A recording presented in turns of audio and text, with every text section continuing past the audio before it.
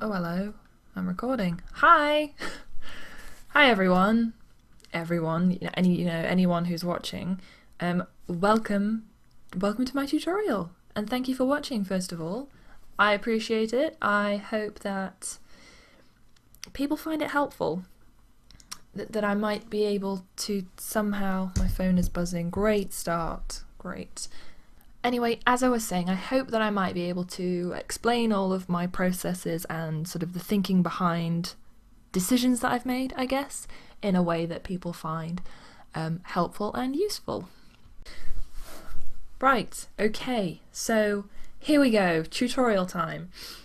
So obviously this one is based on the last painting I did, which was called Equinox. I know the name of it, Equinox. Jesus.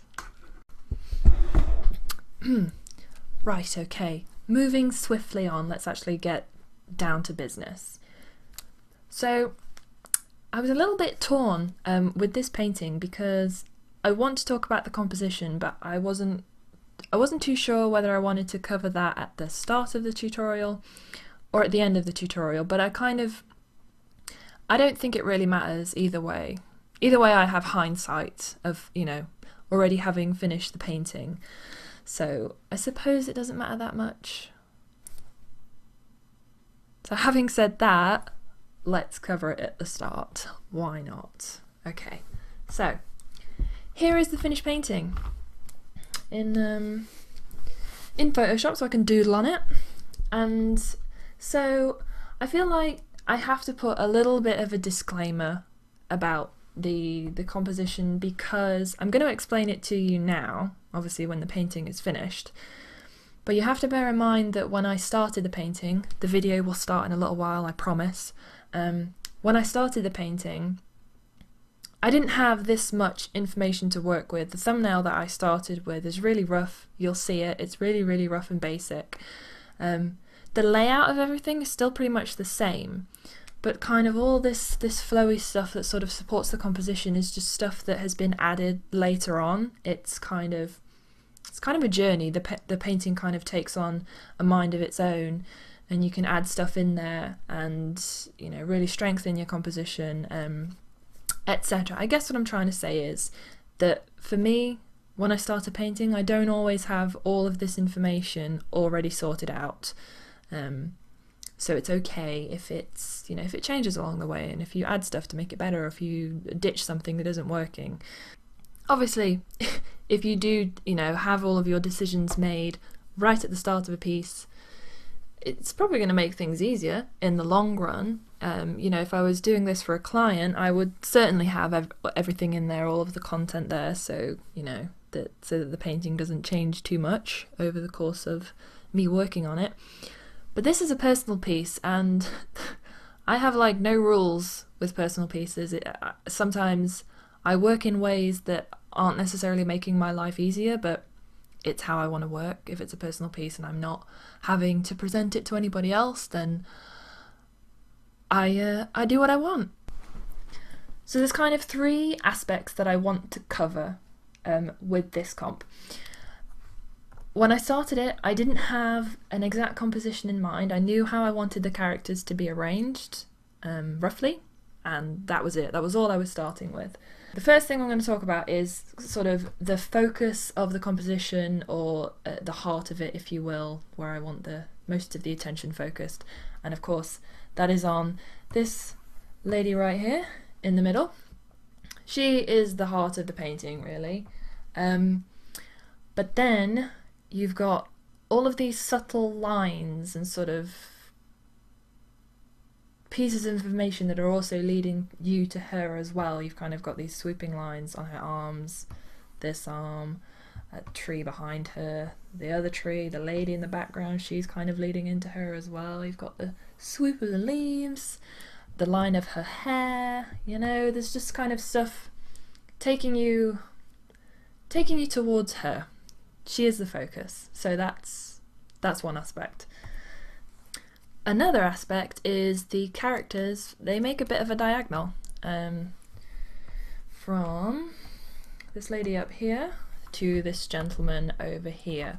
All of the characters are pretty much in a line, and then you've got these arms hanging off the diagonal. You've got the body of the lady here, the body of the main girl, the body of the dude, and you've got the body of the tree.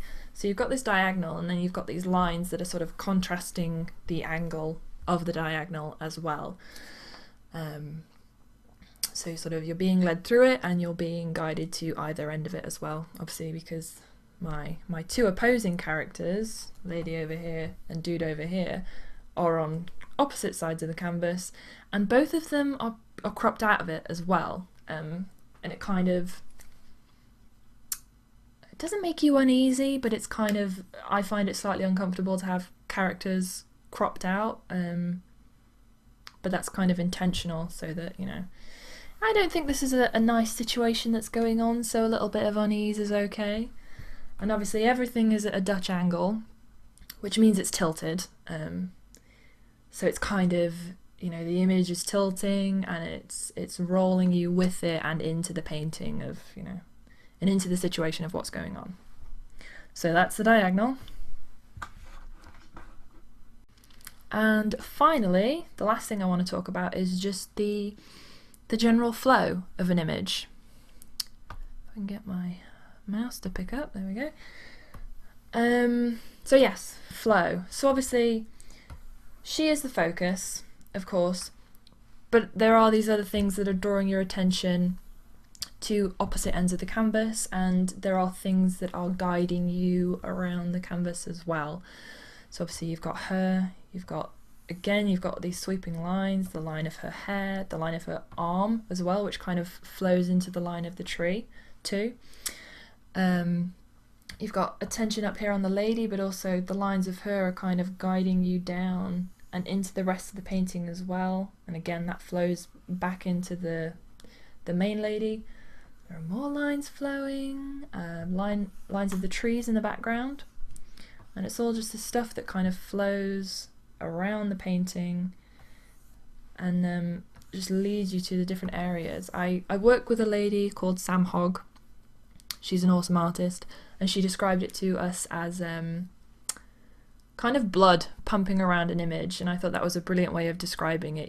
You're being led into the image, but you're also being guided around it as well. It's not just it's being drawn in, it's just like how it flows through the whole image, and I thought that was a great description. So yeah, there you go, that's kind of the flow that's going on, and I think they're the three biggest aspects of the composition for me, I guess. There's also, of course, value and the lighting decisions that I've made, but we'll get onto all of that later on in the painting. So now onto the actual video itself. Finally we get there. And also, just in case anybody wants to know, I used OBS to record my screen for this, which stands for Open Broadcast Software, if you don't know.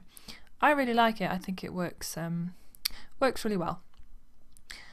Also, for anyone curious, I added up all of the recorded footage, and it ended up equaling 9 hours, which is obviously, that's how long I spent on the painting, because I'm sure some people will be curious about how long it took me. So there you go. Apparently it was 9 hours, which kind of surprised me actually. It felt like I was working on it for a lot longer than that. Apparently I wasn't. It was 9 hours, so there you go. I surprised myself.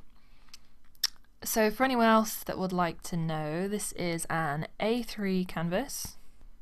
I use A3 a lot because it's kind of big enough without being ridiculously ginormous, so it's like a good middle ground. So onto the actual sketch itself. So the grey box is the same ratio as the canvas really, it's just I've reduced it down so it's a smaller scale, so I can just do the little thumbnail at a much smaller size. I mean, it looks really crappy obviously, but it's a better way of giving you kind of a sense of the whole image and everything that's going on. I'm quite detail driven, so you know, working smaller kind of stops me from getting too fixated on details too early. I'm definitely trying to, you know, figure out the characters and the composition and those big shapes before I get wrapped up in all those little niggly details. details are lovely, but I want to make sure that the foundations underneath it are right, because otherwise I'm just going to be polishing a turd, as they say, which is a delightful phrase, but definitely accurate. So sort of other housekeeping stuff, I'm using the same set of brushes that I've been using for a long time. They're always available for free on my Gumroad if anyone wants to download them. Actually, one of the things that I meant to mention in the intro but then completely forgot to was, I think, the fact that this tutorial is quite different to the ones that I've done previously. I think everything up until now has always been very character design focused and just talking about the ideas behind the design or sort of the more technical aspects of how I'm actually colouring it or shading stuff or value. Whereas this one is, I suppose it's more story driven. It's also the fact that it's a scene. It's not just a character. It is a scene. There is a story going on. These characters are in a situation, and there's multiple characters that are interacting with each other. And you've also got the lighting and the environment, which is affecting each of the characters differently. So it's very different in that respect, and I guess that means there should be plenty for me to cover. So as you can see at this point, I'm trying to do a neater version of the very messy sketch underneath. I'm still not aiming for anything that particularly great. Like I don't really want like nice clean line art or anything like that. I just want something that isn't quite so rough and it's a bit clearer for me to work from. So I've got a better idea of what I'm doing and where I'm going with it moving forward. I actually end up resketching this face like a number of times. I think I sketched it about 3 or 4 times. There was just something, as messy as it is, there was something that I liked about the kind of the crappy thumbnail underneath. I don't know if it's sort of the angle of the face or the angle of the head that I really liked, and I just couldn't seem to get it on the first few tries. But I think this is the face that I stick with. And basically I just stuck to the underlying sketch a little closer, just so I could really get that angle that I like. And I do like this one. I do end up sticking with this. And I'm also experimenting with the hair a little bit as well. When I started this, I didn't really sort of set myself many parameters. So for instance, I didn't sort of specify what kind of time period that I wanted them to be in. So in this instance, I'm just experimenting with slightly more modern hair, but I don't think it fits the vibe very well. I think that I probably envisaged something a bit more traditional or sort of high fantasy when I started it. So that is how it ends up in the final image. And also she's a fairy, or fae, however you want to say it. So I definitely want her to have that fantasy traditional vibe. So she ends up with long swooping hair and a long dress as well, of course. Oh, one thing that I forgot to mention was layer modes. I'm going to cover it because I know there's a lot of people that still like to know sort of the niggly details about stuff. I think all the layers are just set to normal at the minute. I do use a few different layer modes throughout the painting, but I'll cover those once we get to that point. I think everything as it currently is just set to normal. And as far as my brush goes, for flow and opacity, I always have them set to 100%. I know some people like to, drop them down a bit if it makes sketching or blending a bit easier, but I tend to just work at 100%, and I'm just gentler with my Wacom pen. And so that's kind of the norm for me. So the sketch is kind of getting there now. I'm pretty happy with the pose at this point, and sort of the flow of her hair, and I am happy with the face. So I don't really add much more detail than this. It's just sort of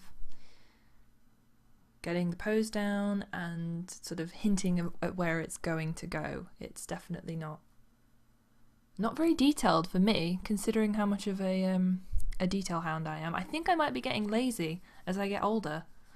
I think it might be happening. Actually, no, it is definitely not lazy. I know what it is. I think that as I've progressed over the years,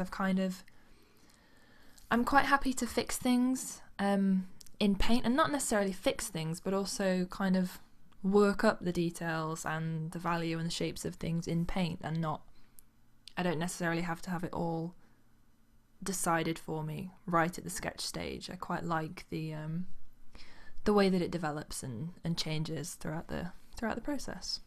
And also, a lot of the time, especially with personal work, I find this, I haven't quite decided exactly what I want to do. You know, sometimes I'll know that I want a character in a certain area, and I know roughly what they're going to be doing, but it's still a bit of a journey finding out exactly what they're going to be doing and exactly what their pose is and stuff. So there's a lot of stuff that it's there, you know, the gesture of it is there, but it might not be how the character ends up in the final painting, which I can do with personal work. It's fine. So I have skipped ahead a tiny bit at this point. I didn't really miss out much. There's sort of a mangled mess of lines on the floor, which now represent the male character. And I'm just trying out a few variations on the position of her hands, the main character. I'm kind of torn. I don't know if I want her to be holding on to the other character, or if I want her to be pulling at his cape, or just gesturing in the air wildly. So I did spend a while on this, just going through different poses and trying to figure out which one looks best. And that's about as much detail as I go into, really. I don't go into any great detail whatsoever with the other two characters. They're just a bunch of messy lines to show that they're there, and the rest I will figure out along the way, which is not very productive, but what can I say? That's just how this painting happened. So the sketch stage is pretty much done at this point. I'm happy to call it a day. So what I'm doing now is going through, deleting all the layers that I don't need, and setting the sketch layers to multiply so that it makes it easier for me to work underneath them, and I don't have any funky paint or anything going on. I can see through all of it. And then I'm also altering the angle of the characters again. I just want to see a little bit more into that corner, so I just tilt them slightly and bring them a little bit further up. And as you can see, I've also started adding in a bit of colour. I mean, you can barely call that background a colour. It's so washy. I think the best way to describe the colour palette is very non-committal, because I know where I want it to go, but I don't want to go and throw in a really strong colour that's going to be difficult to work with. Actually, I think this entire painting has been very non-committal. It's like an entire process of me not exactly knowing what I want to do, and then somehow ending up with a finished piece. So I suppose I didn't do too badly really there for not really making a whole lot of decisions. I think actually the biggest decision that I had whilst I was working on this was deciding whether I wanted it to be a warm colour palette or a cool colour palette. When I started it, I knew straight away that I wanted it to be really, really bright and strongly lit, and for there to not be a whole lot of areas in shadow. And that's kind of another thing that I'm having to figure out in colour rather than black and white, is the actual value of the painting, because I'm just starting with a line sketch and I've not bothered with putting in any value whatsoever. I'm just going straight to colour. So obviously that's something else that I've got to take into consideration as well, which is obviously very, very important. But as far as the colour palette goes, I decided pretty quickly that I wanted to go with kind of a warm theme in general. I didn't want the painting to be monochromatic, but I did want everything to sort of have this warm autumnal feel, I guess. I think I wanted to go with kind of an autumn theme. And I think that a warm palette lends itself to that idea a lot better than a cool palette would. And I just think that if I do go with a warm palette and all these gold tones and stuff, I can really play around with the bounce light and have lots of nice glowy areas and stuff, and it to just feel warm. So that is what I decided to go with. So once I've got some flat colours under the characters, I'm just airbrushing in a slightly darker value in the background. I just don't want it to be a glowing expanse of nothing, so there's something there for me to work with when I get to the background stage. Okay, now this bit happens really quickly and it's kind of difficult to see what happens. So I have flattened the image and then I've used an action over the top of it, which is why it's kind of got that bluish tint to it. I'm going to include a link so that you can go and download the actions and use them if you want to.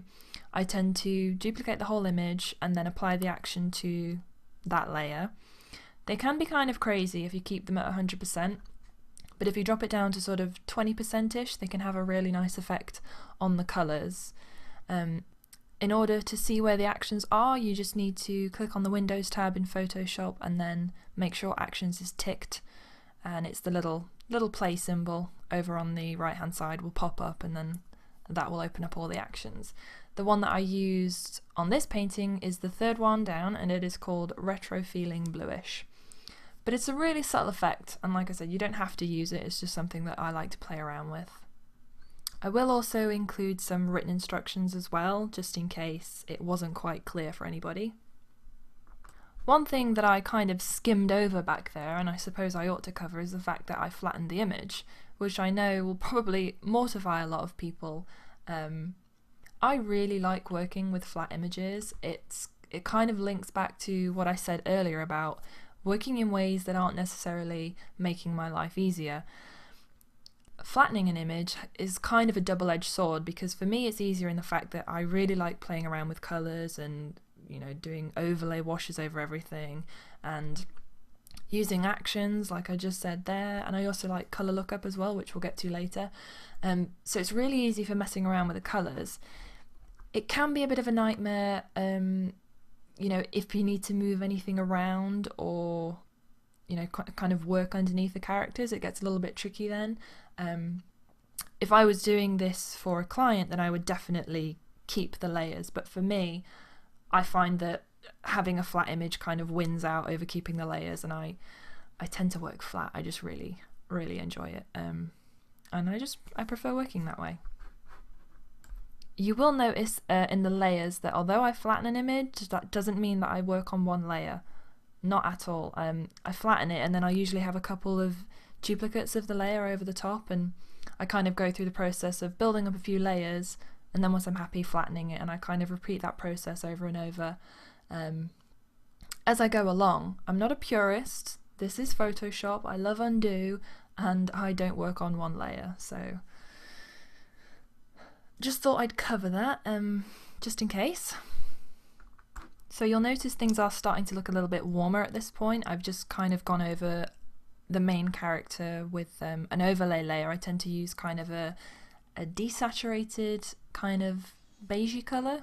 It's pretty light, but it's just a nice way of adding a bit of warmth. I tend to like starting with kind of fairly neutral base tones and then building up the colour as I go along.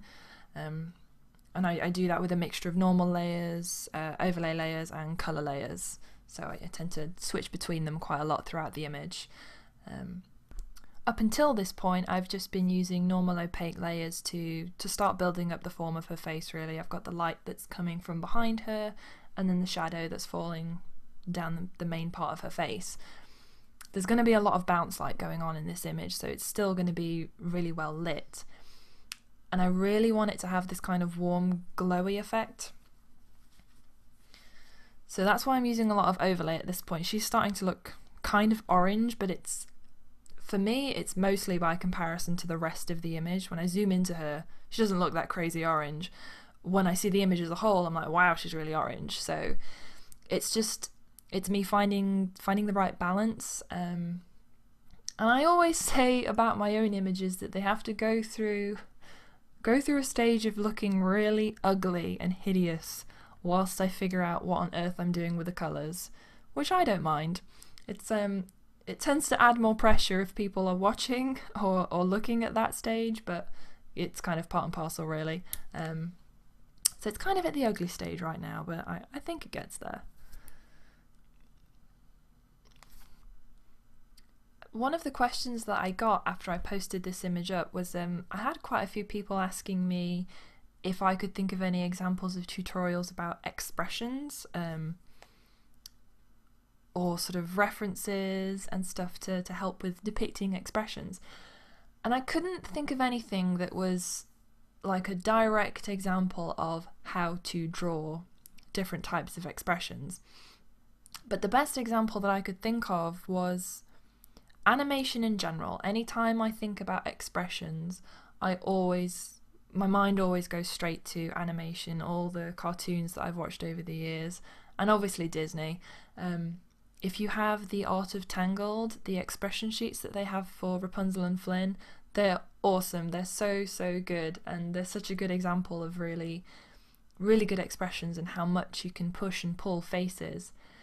And then the other example that I thought of was Tracy Butler's Lackadaisy cat comic, which I'd imagine most people have seen because they're so famous and so awesome. The expressions are brilliant and all the characters and everything.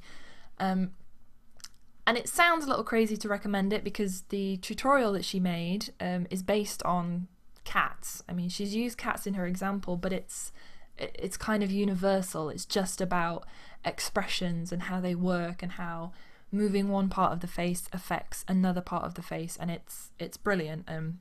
I will again include a link to that tutorial so that you guys can have a look at it if you want to. But I think it's a really great example, and it shows you just sort of how far you can push it. You don't necessarily have to make your expressions quite that exaggerated, but you can just take like a little pinch of it and use it for inspiration, and just take a crazy expression and then dial it down so it suits maybe a more realistic looking character. I previously mentioned using colour lookup a couple of times, and this is the first instance that I use it during this painting. Colour lookup works in a really similar way to actions. It's essentially just a gallery full of different kinds of filters. I tend to duplicate the whole layer, and then I kind of just scroll through different colour lookup options that are available, and I kind of just have a look around and see what works. Same as actions, they can be kind of crazy if you leave them at 100%, but if you tone it right down, they can have a really nice effect on the colours. In case I didn't mention it, you can find actions in image adjustments, and then colour lookup is listed in that window.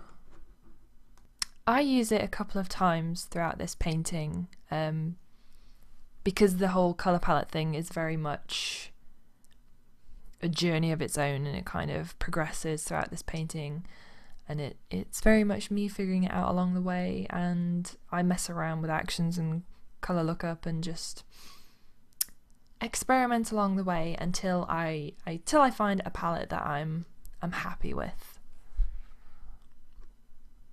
And speaking of colours, I have just splodged on, it's actually kind of a beigey brown colour, the colour that I'm currently painting onto her forehead and under her eyes and stuff. But because it's a cooler colour against the orange, it kind of makes it look like a little bit bluish, or rather not exactly blue, but a much colder colour. And I'm kind of experimenting there because I know that I want the lighting to be warm, but I don't know how cold I want to make the shadows, and it's adding in a little bit of a cooler colour without really, going for it and adding really cold colours. It's a non-committal cooler colour in the shadows. So as you can tell, I am spending a fair amount of time just focusing on, well, not exactly just the face of the main character, but I am spending my time focusing on the main character at the minute. It tends to be something that I nearly always do, regardless of what I'm painting. I always want to focus on the main part first. I feel like that makes sense for me to focus on the area that I'm trying to draw the viewer into, I guess. I suppose it's also the fact that I really love painting faces and painting people, so it's kind of the most enjoyable part. And I really take my hat off to people that can resist adding detail until the very end. That's something that I still struggle with. I don't think I've gone crazy here adding detail to her. I'm definitely spending a long time fleshing her out because I want to nail that focus, but yeah, I guess that's just my way of working, really. Hard habit to break. So I really briefly mess around with the lighting a little bit here, and it's not something that I keep in the image, it's just sort of me checking in with myself and sort of reminding myself where I want to go with a painting. I tend to do that a few times throughout a painting. I'll just sort of roughly slap something in and check if I like where it's going, I guess, and if that's sort of still the direction that I want to go in. So that's what that was. And I'm also messing around with colour lookup again. The palette was feeling a little bit too blue. It kind of hadn't strayed far enough from the blues really for my taste. So I am using colour lookup again to warm things up again. You can see I just repeated the process of duplicating a layer and applying colour lookup and then knocking it right back down again. I think it's kind of the same as an action. It's sort of between 20, I don't know, maybe between 10 and like 30%, somewhere between there. I kind of like to mess around with those at the start or fairly early on in the colour palette so that I can kind of work into it more afterwards. I'm not doing it right at the end so that I don't want it to mess with the palette too much. At this stage I can still, you know, if it makes any areas too dark, I can go in and kind of lift those areas, but I feel like using them earlier on is better than completely changing the colour palette at the end of the painting. I guess I should probably talk a little bit about brushes. For the majority of this, I think I used a lot of hard round, and also I have a brush in my pack which is kind of a ragged version of a hard round. It just sort of has slightly rough edges to it. I think the only other interesting brush that I used is the hair brush, which is kind of like 3 splodges that is quite nice for hair. Both of the ragged round brush and the hair brush are both brushes from a very old issue of Imagine FX. They were some of Marta Dalek's brushes. They are really good and I still use them occasionally. I quite like the hairbrush as well because it's not trying to emulate like, you know, a million strands of hair. It's still quite big and chunky and you can be quite rough with it. So you probably noticed that the eyes look a little bit bluer now, as in the actual whites of the eyes. I just went in with a colour layer, probably with a true grey colour, just to tone them down a bit, because with using all these overlay layers and the colour lookup layers, it tends to, you know, the whites of the eyes are looking a little bit too yellow or orangey, so that kind of helps to cool them down a little bit more. And I'm also, again, on a colour layer, I'm just going back in with kind of a cold pink colour, sort of a pink that kind of leans more towards blue, again because of all the orange in the colour lookup, just to add a bit more colour variation, and just add some slightly cooler colours into her skin. I don't want her to look like an Oompa Loompa. And I guess just like general notes, I mean, in regards to how she's coming along, I'm really just trying to work up that sense of lighting, sort of coming from either side of her and also bouncing back onto her face. I don't really intend for there to be any grey areas of shadow. Everything is very, very soft. There are no real strong cast shadows. It's all warm and airy and soft and glowy, which is kind of what I'm going for. I suppose the only real cast shadow is her ear, casting the shadow down onto her jaw, but other than that, everything's very soft. And I'm also trying to get what I said before about having the sense of the light coming from either side of her, so you can see you've got that really strong light source coming from behind her and it's falling down onto her face, but you've also got light coming from the other side as well. So it's kind of putting the other side of her face into enough shadow so that I can contrast it with the light sort of falling through her hair as well, and that light falling onto her shoulder. So that bit takes a fair bit of balancing, because I want everything to be bright. I don't want to make the other side of her face too dark, so I end up making the light coming through her hair really quite bright, so that it creates a nice contrast against the side of her face that is more in shadow. Overlay layers are particularly handy at this point because they're great if you ever want any kind of glowy lighting. They're especially wonderful for warm lighting as well. So that area where the light is falling through her hair, I'm definitely ramping up the overlay layers to really give it that glow and that sense of warmth. I'm also making sure that I've got really clean lines in this area in particular where the light is coming from the other side of her face, just to make sure I don't end up with any weird tangents where you can't tell where her face ends and her hair begins. It's especially an issue because I've made her a redhead and it's a warm image. The colour of her face and the colour of her hair is really, really similar, so I need to make sure that, again, this is working in the value as I go along in the colour process. So having that strong section of lighting against her face, it helps to separate the hair from the face, and it kind of pushes the hair back away from the face, and it kind of helps to make sure that they don't all, blend in and mingle together, and it just makes things a lot clearer. I don't think it's possible for me to overstate the importance of value. I've spoken about it really briefly, just talking about that tiny section of hair. But those rules, and so many more rules, apply across the whole painting. I don't want to get into it too much because I could spend ages talking about that and then sort of completely ignore everything else that I'm doing in the painting, but value is so important, and it's something that I'm still learning about constantly. I'd imagine everybody else is. So there's a lot to cover with that, but I guess in the final painting there's a lot more areas you can see where I've really tried to push the value, and basically anytime that I want to bring a character forward or make them pop or push the background further back, it's all about that contrast between the two, and making sure there's a strong contrast and nothing blends into another too much unless you want it to and it's intentional. But the hair is kind of a good example because it shows you two colours, the hair and the skin, that are really, really similar in value. If you looked at that in black and white, which is what a lot of people do, they'll keep checking on their image in black and white to assess the value. If I saw it in black and white, they would be so similar that they'd probably blend together.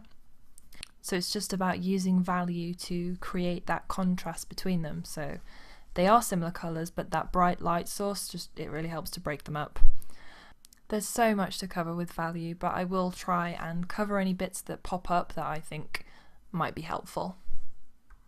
Back to the actual painting itself, and not in-depth discussions about value. I'm starting to add in some of the finer details now, mostly because I feel like she's getting there now. I'm starting to be happy with the face. So eyelashes, freckles, little touches of loose baby hairs and stuff like that. I'm adding in some of that.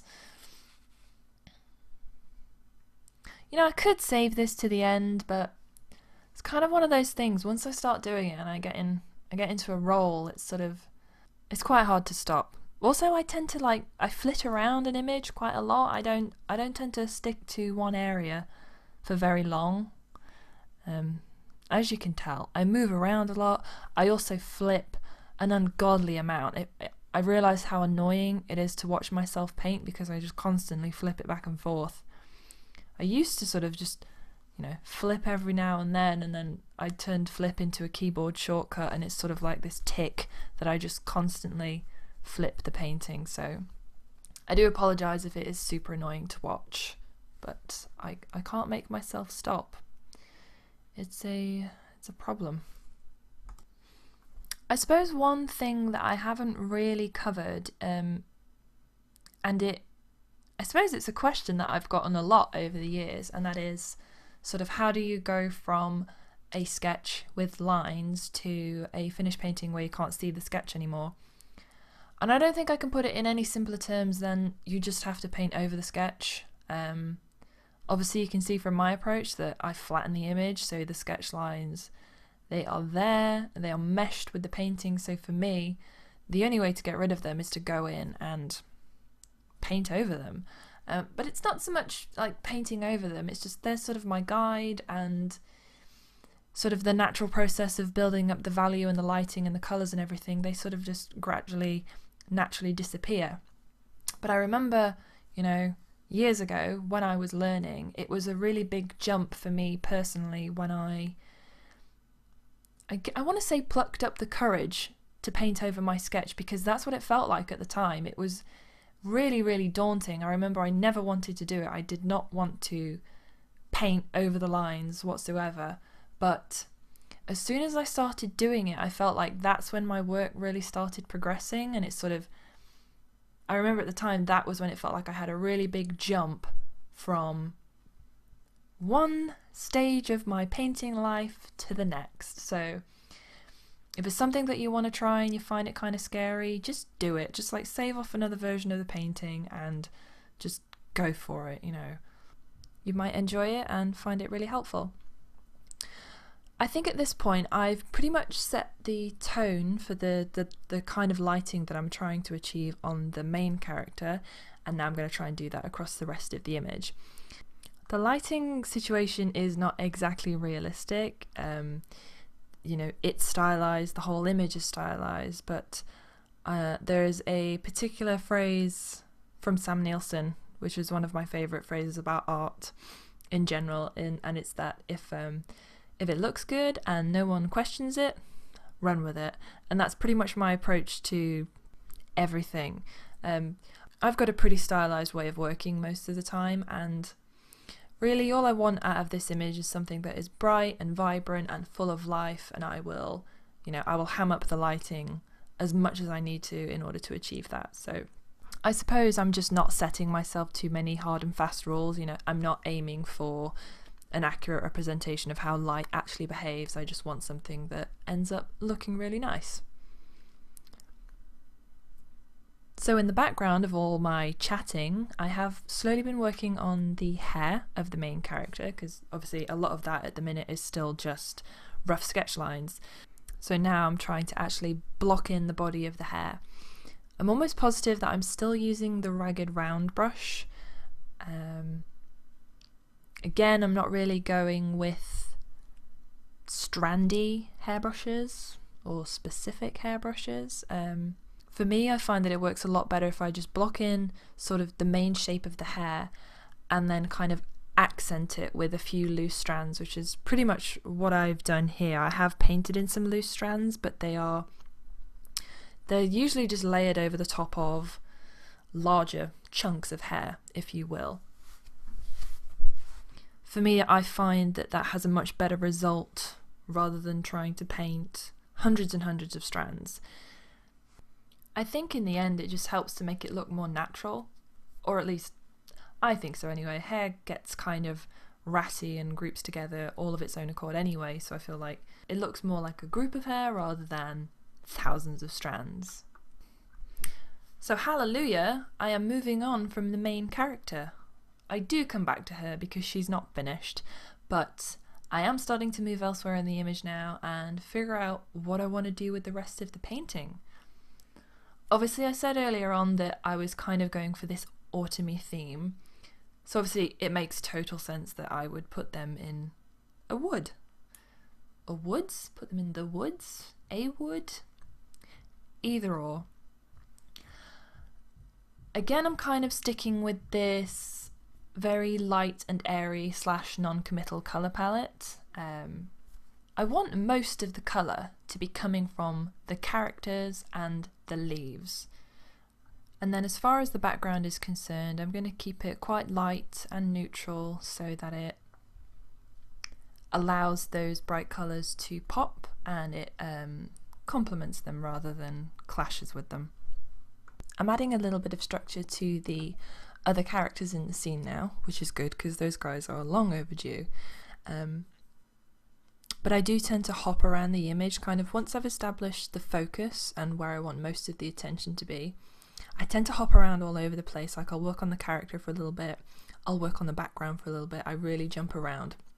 I think it's just a habit that I formed that kind of helps to keep me from getting too bored if I work in one area for too long. So I mentioned just a second ago that I wanted most of the colour to be coming from the characters and the leaves, and I'm intentionally making the character in the background, or giving the character in the background rather, a very neutral colour palette. I'm not putting any colours on her that will really stand out or really pop. I actually want her to be an element of the painting that kind of really blends into the background. Her values are probably a fair bit darker than I actually intend for them to be in the final painting, but I will brighten it up as I go because I do want her to be very bright and sort of an element that doesn't really stand out in the painting. She's something that you kind of notice later on, and I also just want her to push her further back and have some distance between her and the main character. It makes a lot more sense to me to start with the values being a little bit darker than I want them to be in the end, rather than just painting her as bright as I intend her to be. Working that way would kind of just screw with my process, and I don't think it would end up looking as good. I've always tended to start slightly darker and then build up my light source on top of that, and I think that works quite well. Sort of like with the lady in the background, I'm establishing her, I'm setting those values, and then I'm adding the lighting that's going to affect her. So, you know, that's my process, and I think it works pretty well. I'm briefly adding in a little bit of bloom, hitting the back of the main character, just to start hinting at that lighting that I want to achieve, and also it helps to just create a bit of distance between her and the character in the background. And I'm also starting to build up the form of the dress, I guess. Obviously, the bulk of it is there, but I'm adding in more details like seams and fabric folds and lacy effects. You could do this with textures, or you could go and find a proper lace brush, but for me I find that a lot of the time it's just quicker and easier if I just paint it myself, especially in this instance where it's not really taking up a large amount of space. The lace is relatively small. Just the effort of finding the right texture and then sort of wrapping it around the shape of the body, for me, I find it easy to just go in and paint it myself, and there's not really any rhyme or reason to it. I sort of set out the generic shape that I want and then just sort of doodle within it, and until at a distance it looks like lace.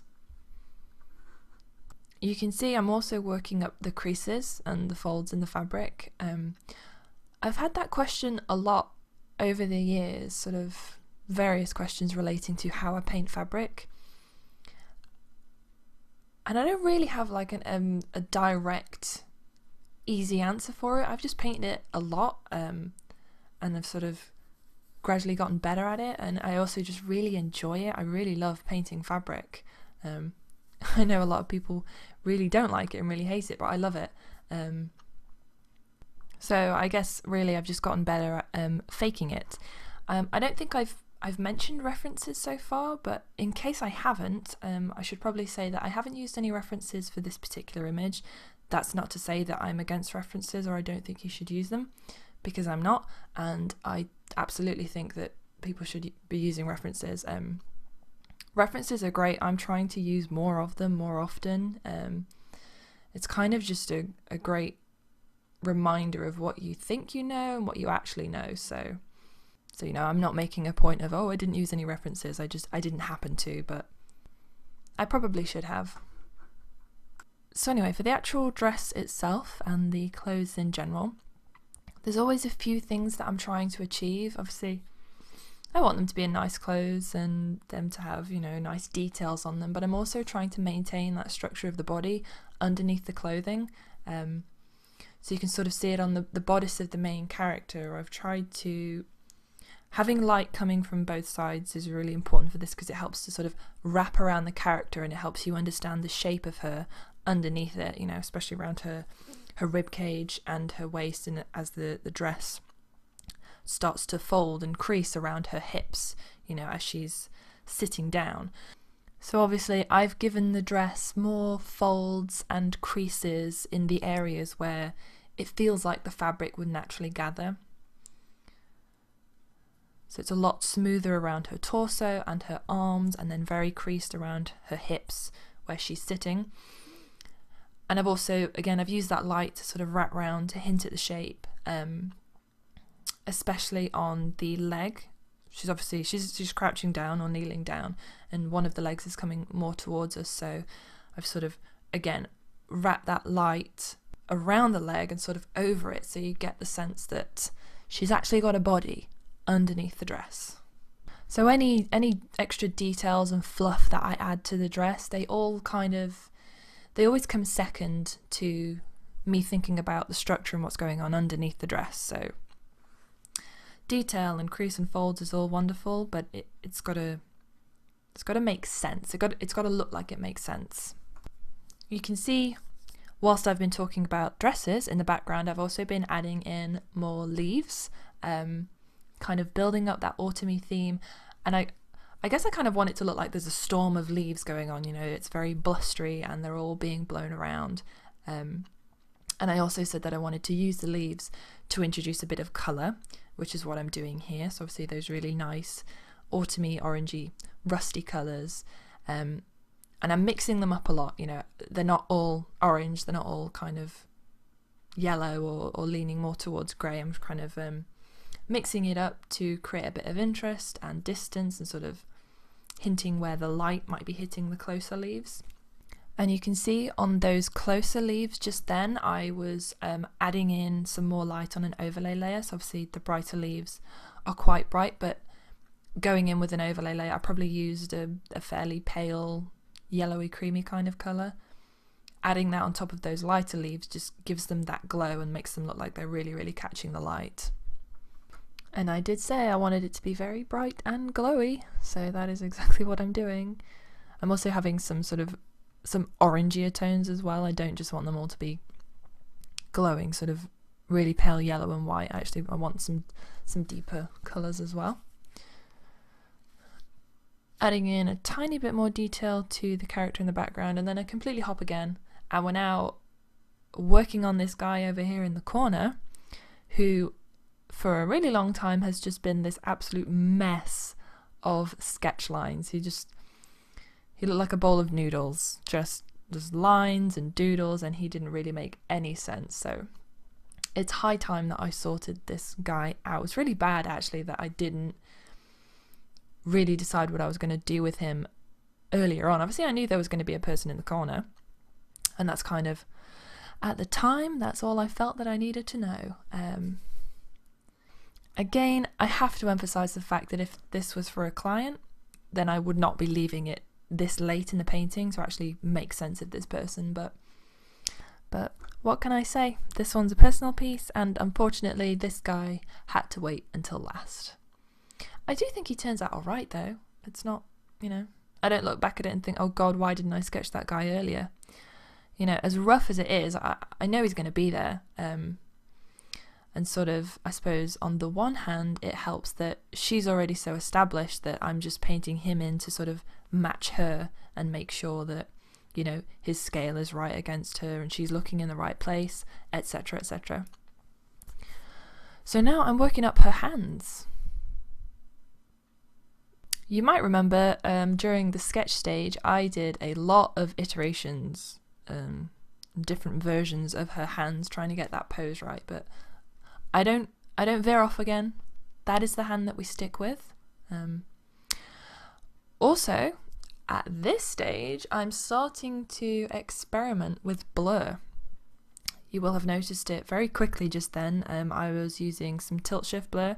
Tilt shift is like, you know, typically tilt shift is if you want to make something look miniature. A lot of the time it gets used on sort of landscapes and city shots, and then it's an effect that it makes it look like it's a sort of like a miniature scene. Obviously, this is not a miniature scene, that's not what I'm going for at all, but I actually use a number of different blurs throughout this painting just to try and achieve the level of blur that I want. I don't think you look at it and think, oh, that's obviously been a tilt shift blur. I just like tilt shift because it allows you to blur the top and bottom and keep the focus in the center. You know, you can kind of move the focus around wherever you need it. So outside of blur, I have been building up a little bit more detail in the characters. My main character has now got some tears in her eyes. I'm building up that emotion and that drama and just making it look a little bit more fraught, I guess. I want her to look very unhappy. I'm also trying out having the guy gripping onto her arm, but this doesn't stay in the final painting. I don't end up liking this. It just felt a bit clunky. I thought it might be nice if he's sort of holding on to her, you know, with his last breath or whatever, but I didn't really like that in the end. So he doesn't. He just lies there while she mourns over him. In true hopping fashion, I've now returned to the hand.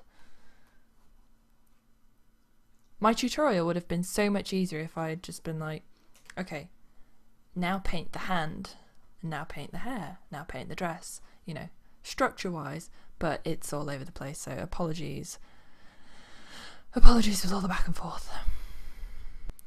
I wonder if you can hear my neighbour's children screaming in the background right now, because I can. Also my dog walking around. Indy, do you want to take a seat? Come on. Come on.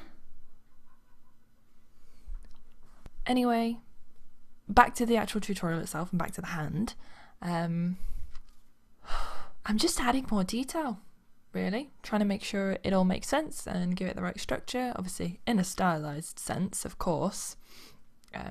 Adding some nails and also going in with a colour layer as well to give a bit of more of a pink tone to the hands, because they were all kind of looking the same shade and it makes them look a little bit just, I don't know, waxy and wrong. I like adding a bit of pink. If you're struggling with actually drawing hands in the first place and not knowing how to draw them, definitely look up some tutorials. I know there's absolutely tons online. There's so many good ones. And also one of the best things you can do is just look at your own hands. Maybe if you're midway through a drawing and you're struggling with it, maybe have like a 5-10 minute break where you kind of put the drawing away and then do some really quick studies, maybe of your own hands.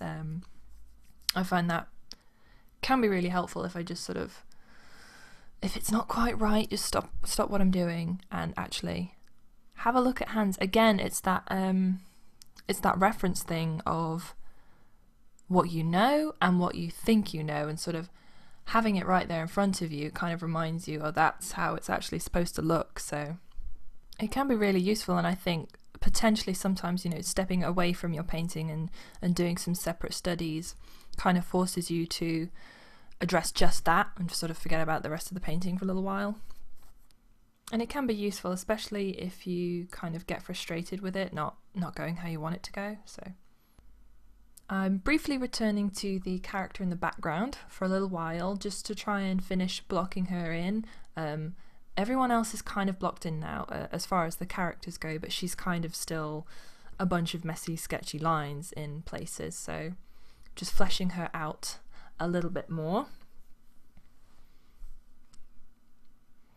And then I'm also experimenting a little bit with the lighting again, kind of doing that thing where I just check in and try something out to see if that's kind of the direction that I still want to go in.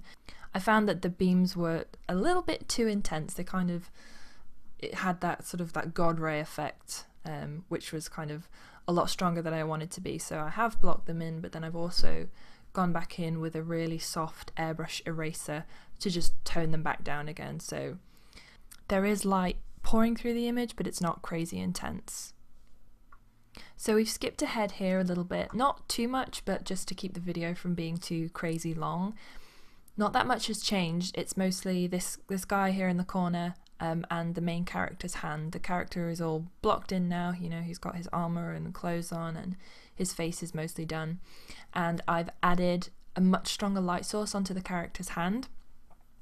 It kind of made sense to me that she's got so much light falling through her hair that some of that light would be hitting her hand as well, and I've also got sort of more of that light pulling onto the fallen character's face as well. So sort of it's just making sure that that lighting carries on through the image and it affects everyone. I've also been adding in just a couple of noodly details to her dress as well. As you can see, I've made sure that she's got lace on the other sleeve as well, and I've also added in a few buttons just to add like a few little areas where there's some nice detail, but it's not everywhere. you know, I want the dress to have some nice details, but also I don't want the dress to be swamped in detail. I want there to be plenty of areas of rest, so it's not like an assault on the eyes. And actually, I don't think I do a whole lot more with the dress. I think it's pretty much finished at this point, bar a few tiny tweaks maybe. So one of the things that I noticed as I was painting in this guy over here in the corner, the line of her eyesight, it didn't look quite right. To me, it looked more like she was sort of staring off into the distance rather than looking at the character. So again, I'm just doing one of these things where I doodle in a couple of ideas over the painting, deciding, do I actually want her to be looking at him, or do I want her to be looking sort of at the character behind her? And that's sort of like, that was a very 50-50 decision. In the end, I just went with having her look at the character. It seemed like that's where most of her focus should be. So all I did was sort of move the eyes a little bit further around so that it actually looks like she's looking at this guy on the floor and not just into the distance. And I actually think that this looks a lot better in the end, especially by comparison. I feel like she was looking a little bit dead-eyed. And then I'm just adding a little bit of shine as well to make sure that they're catching the light.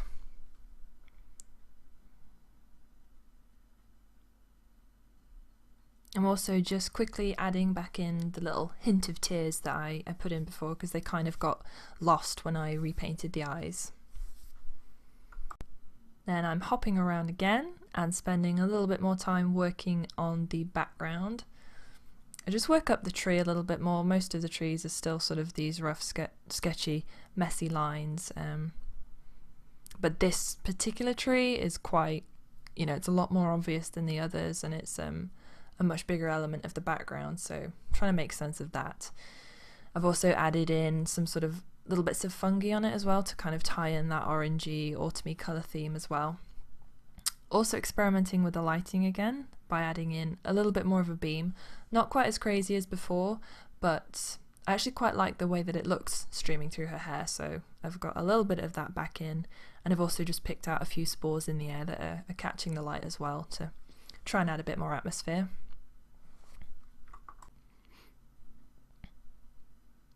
Then I also block in some more of this character in the background. Again, like I said before, the final values for her are probably going to be a lot lighter than this, but it's easier for me if I just start with them a little bit darker and sketch them in, rather than painting them in as light as I want them to be. I think if I started that way, she'd just end up so bright that she'd be bleached out and you wouldn't really see anything.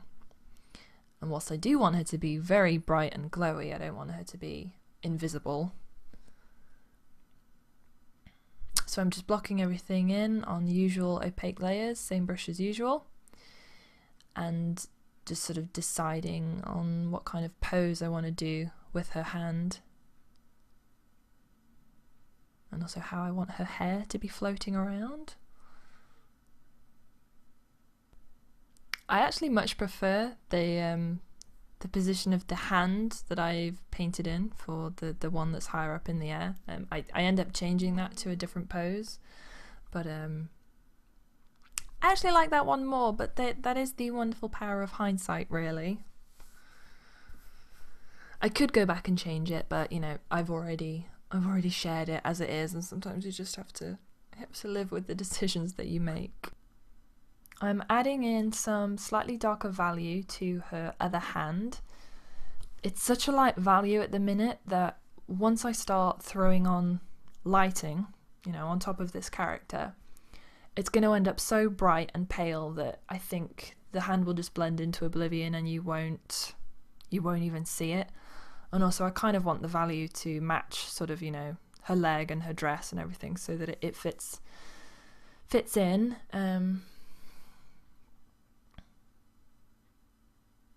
But it is mostly just to make sure that you can actually still see it once there's some lighting. A good test is to squint your eyes. So if I squint my eyes and I can still see everything that's going on, it's good. So this bright glowing light that I have been talking about for ages is finally going in. I am using a mixture of overlay layers and just normal layers to achieve this. I think most of that lighting just then was done just on overlay layers, probably with like a bright off-white kind of colour. I'm just sort of adding it in as though it's sort of pouring from above her, hitting her shoulder, her forearm, the tops of her legs, etc. Or leg, rather. I'm deepening up the shadows ever so slightly, and then I'm adding a little bit more detail into her outfit. Nothing too crazy, I just don't want her to look too plain next to the other two characters. They've got a fair bit of detail in their outfits, so I want to make sure that she's matched with those guys. And then I'm just working up the lighting some more, adding in sort of bounce light and more light on her shoulders, etc. All over the place, really. I'm going to absolutely bathe her in light. And I'm using a big fuzzy airbrush on overlay to kind of get that effect and just add lots of glow. And I also tweaked her shoulders a little bit because she kind of felt a tiny bit off kilter. Sort of like the shoulder closest to us needed to be a little bit higher. And just briefly going back to the overlay thing and adding in all the extra light, that is when the slightly darker values from earlier really help out. Because I'm adding in so much light, it really helps starting with a darker value, because then when I throw in all this light and the overlay and the glow and everything, it doesn't completely bleach it out. You can still see it, which is the whole point. I'm adding in some extra detail into the background, or just rendering it up actually, because it's still fairly sketchy at this point. You can tell from the final painting that sort of a lot, if not, the majority of the background ends up looking really blurry. I do use a lot of blur filters towards the end, which you'll see in a bit. But I still need to render up those trees before I blur them. You could kind of see it as being sort of, wasted effort and wasted detail, because it does get blurred and you don't see a whole lot of it.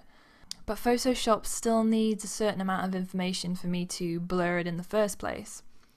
If I just took that tree as it is in its very messy, sketchy state and, blurred the hell out of it, you'd still be able to tell that it was a really messy, sketchy tree that had been blurred, because that's the information that Photoshop has got to deal with. Also, it would look like that purely by comparison to the rest of the image and everything else that has been nicely rendered. And there are a lot of occasions where I do like to leave things quite messy and sketchy and sort of have the detail where I want the focus to be. But because everything in this image is fairly well rendered, it would just be jarring if I just had this area that I'd left out, this tree that still had sketch lines on. It doesn't make sense with the rest of the image. So as kind of tedious as it is, and even though it's going to get blurred, I'm still going to do it. I also completely missed out the fact that I added in an earring. It's not major, but I did. I just felt like she needed a tiny bit of detail somewhere else. When I was sketching it, I did have sort of like this, like maybe possibly floral crown thing going on her forehead, but I didn't end up going with that, so I just added in a tiny bit more detail.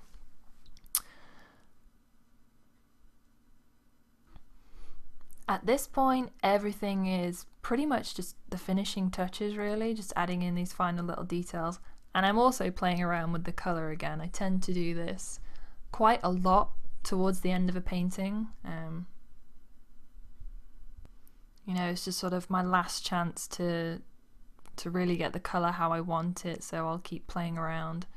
I also slightly desaturated that corner by the tree. I think it was looking a little bit too blue, and I probably just used a grey colour on a colour layer just to tone that down. I didn't want like this oddly blue corner. Then I'm adding in a little bit of bounce light on the tree just to give it a bit more atmosphere and make sure it doesn't look too flat. And finishing off the lighting by her hair. Just all these tiny little last minute details. Actually, one of the things I don't think I've mentioned is tangents, which you'll be able to see when the image is zoomed out. But obviously my main character in the middle, there's a lot of glow behind her, and that glow is very important because you can see in the background there is a tree behind her, a thinner tree, and if it wasn't for the glow that was kind of pushing that further into the background, it would be a really bad tangent and it would look like she'd got a tree growing out of her head. So that's definitely a tangent to avoid. So it's very hazy and soft, and the tree sort of gets darker towards the top and then really fades out behind her head, so I don't have any, you know, any super weird tangents going on. So that's something to be aware of and something to avoid wherever possible. I'm definitely in the home stretch now and just adding in those final details. My lady in the background is finally getting a face. It's very unlike me to leave a face until right until the end of the painting, but that's what happened with this one. I kind of just want her to be, I don't know, really smug and just surveying the situation but not really caring about it. So she's getting a bit of a smile. My villainous, mysterious character. She was actually really simple to paint as well, because this far corner is so pale and so desaturated that there's not really any colour work involved in this. It's just kind of just sketching her in, really, adding a bit of value to make sure that she makes sense with everything else. But there's not really any colour work involved with this bit. Just adding in those last details and adding even more glow. I definitely went crazy with the glow with this image, but I did say that I wanted it to be very bright and airy, and I think I definitely got that in the end.